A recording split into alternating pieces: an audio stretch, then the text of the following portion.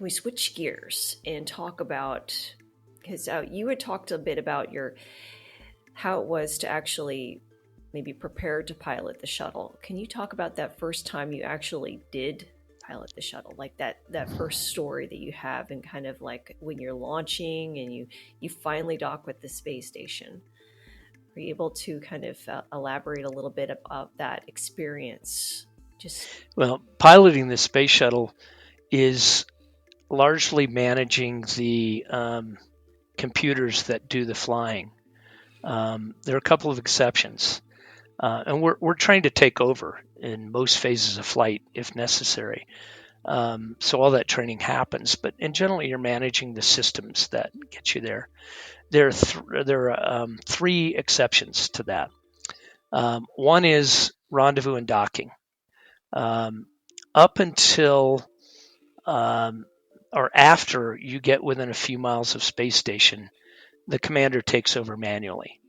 And with the aid of some different data gathering sources on range and range rate and things like that, angles, the commander actually comes in and rendezvous on the space station section like this, right? Yeah, yeah.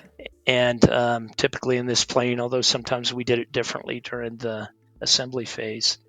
So that's one, and that's a big one. Rendezvous and docking is a big one, and that's really cool.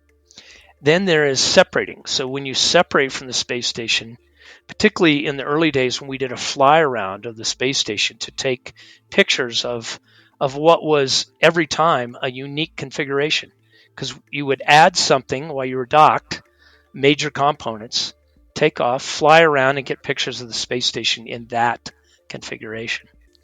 And it also documented the damage to the outside of the space station, things like that. Damage so that's number two. Okay. Number two is undocking. Number three is landing that we talked about earlier. The landing is all manual by the commander and the pilot working together. Yeah, so, yeah. That first time that you were able to actually dock with the space station, can you maybe talk a little bit what it was like to go through the launch process and then eventually dock with the space station? Yeah, well, launch is fast, 8.5 minutes from the ground to roughly 150-mile orbit, traveling at about 17,500 miles an hour around the planet. That is pretty fast. That's really ripping, and that's when you cut your engines off and you just coast forever. You just coast forever. There's almost no drag. There's a teeny tiny bit, but you basically coast around the planet. And if you never did anything else, that's where you would end. Your life would end.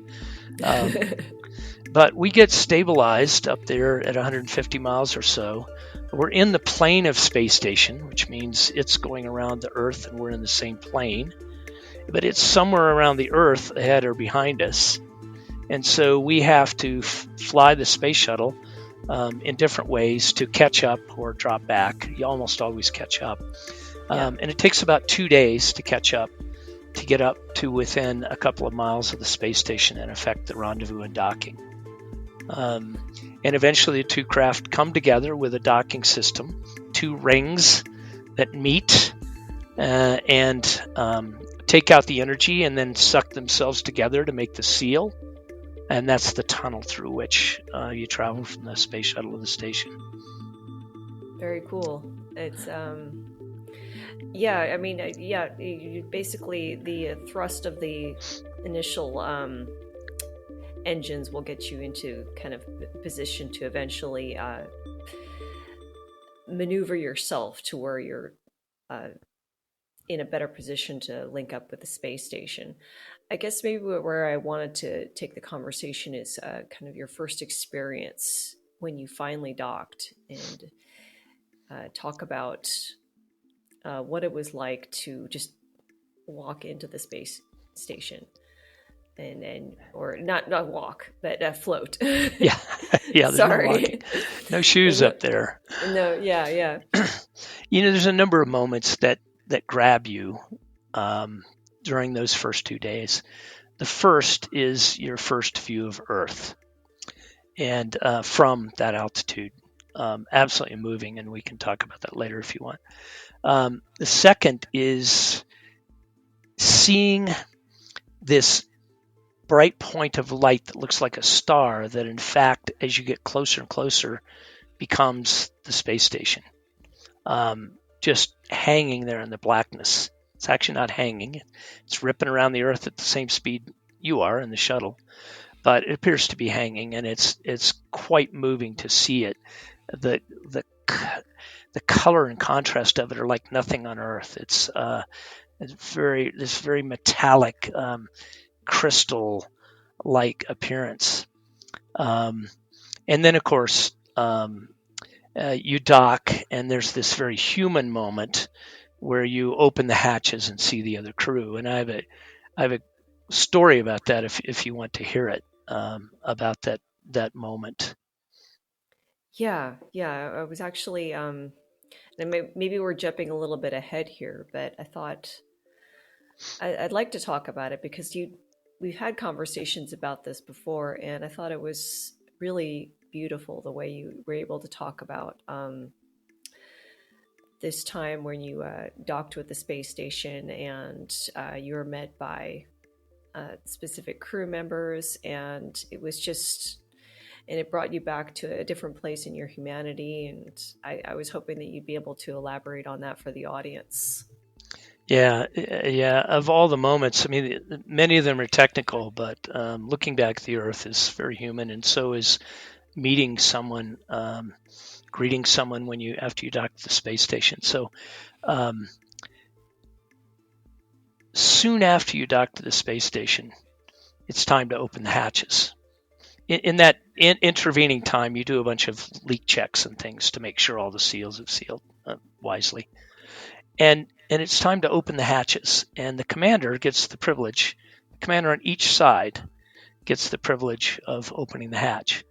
Um, for me, on my side, as the commander, I have about a 3-foot diameter, 200-pound hatch, which of course weighs nothing in zero G, and it's got a big crank on it. It's really pretty cool, and it lifts off the seals when you release it, and then you pull it down between your legs, between your knees, and slide it 90 degrees and stow it.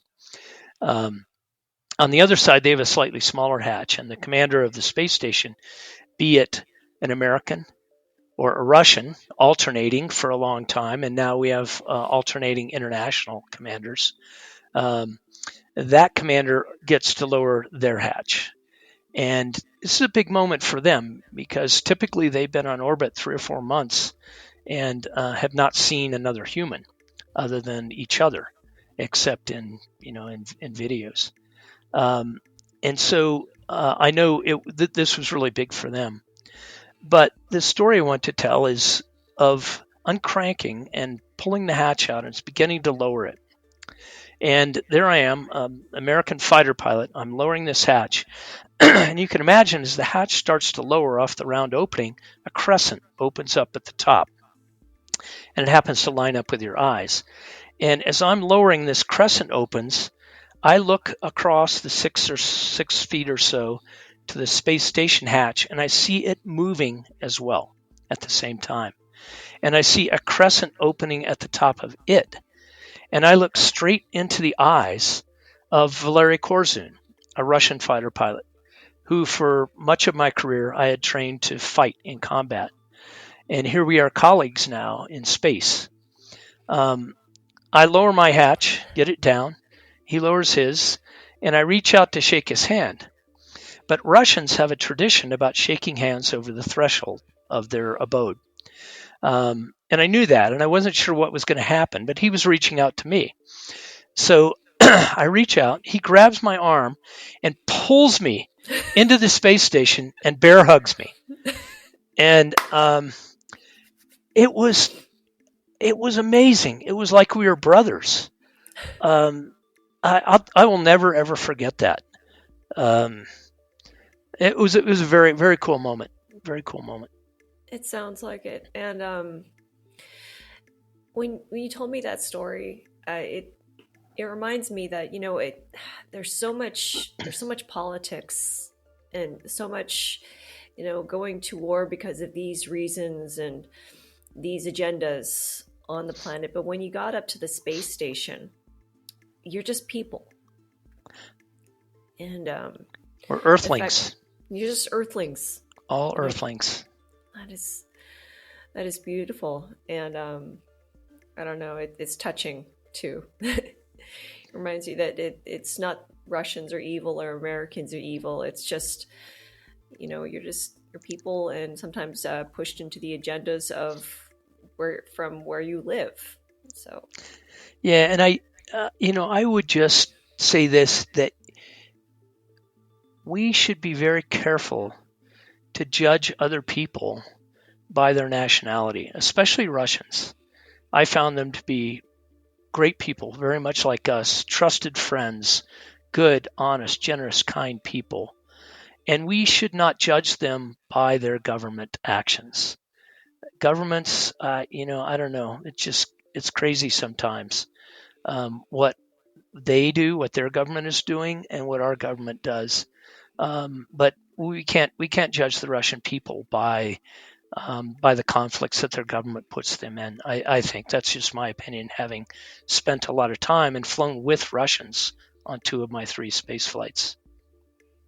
yeah, yeah, and I'd say the same thing about Americans when I've traveled internationally.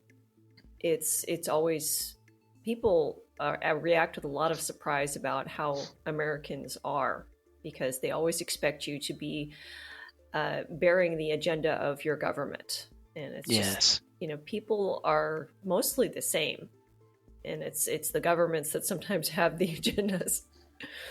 Yeah, it's a great analogy, and but it requires governments to and countries to explore space. Right now, that's changing, but Yeah, for now, we're reliant on those governments, and there's a lot of good in government as well.